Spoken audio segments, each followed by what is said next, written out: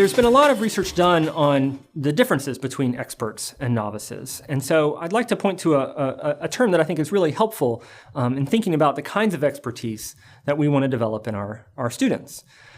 So here on this graph, you'll see these two axes. One is efficiency and one is innovation. So you can think about having students solve different types of problems or take on different types of tasks. Sometimes you need to solve those problems or do those tasks very efficiently and accurately. Sometimes solving the problem or tackling a challenge, it requires some creativity, some innovation. Maybe it's a type of challenge you haven't seen before. And so if you look at how novices develop expertise, sometimes we see what are called routine experts.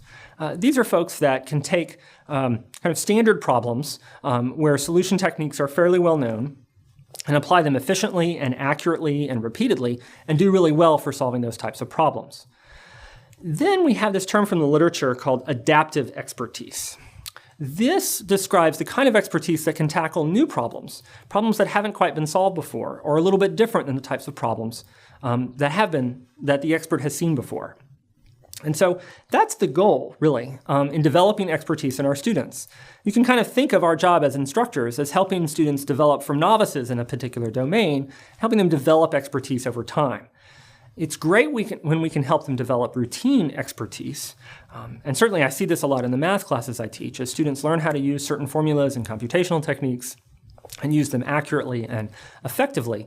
But I'd really like them to develop adaptive expertise so they can solve problems they haven't seen before. Let me draw another comparison here. So not everyone uses these terms this way, but I tend to think of the difference between exercises in the textbook and problems. So exercises are those math questions that come at the end of the section, and everyone knows you're supposed to use the techniques from that section to solve those questions. The solution strategy is known for exercises. The hard part is carrying out that solution strategy efficiently and accurately. Problems, on the other hand, are a little more open-ended.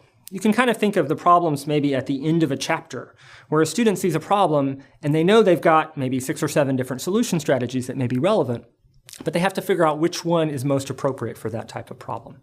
That requires a certain level of adaptation. And so this is the kind of expertise that we'd like our students to develop. If all they can do is solve exercises in our textbooks, then when they leave our course and see problems in the real world that don't fit those textbook exercises, they won't necessarily know how to solve those problems.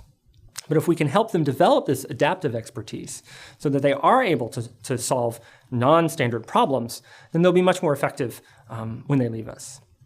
Here's another way to think about it. This is another term from the literature that I think is really helpful. This idea of transfer. So here I'll use a little bit of an example for my own hobbies, I would say. So I'm an amateur photographer. I love taking photos. I love looking at photos. And these are all photos that I took, and in fact, they're all photos of photographers.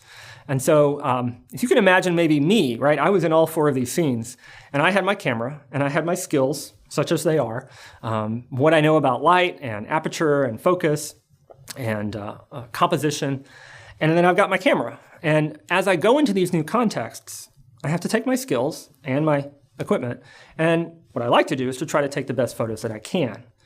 I have to transfer what I know about photography from context I'm familiar with to new contexts, new situations, new environments that I've never been in before.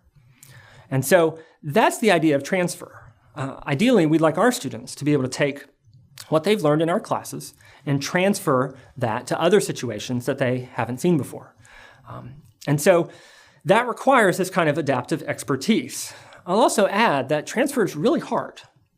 This is not something that's very easy. We get good at solving certain types of problems in certain contexts. And when you change that context, it can be really hard to do this transfer. So this is a hard teaching goal, I would say, for us to meet.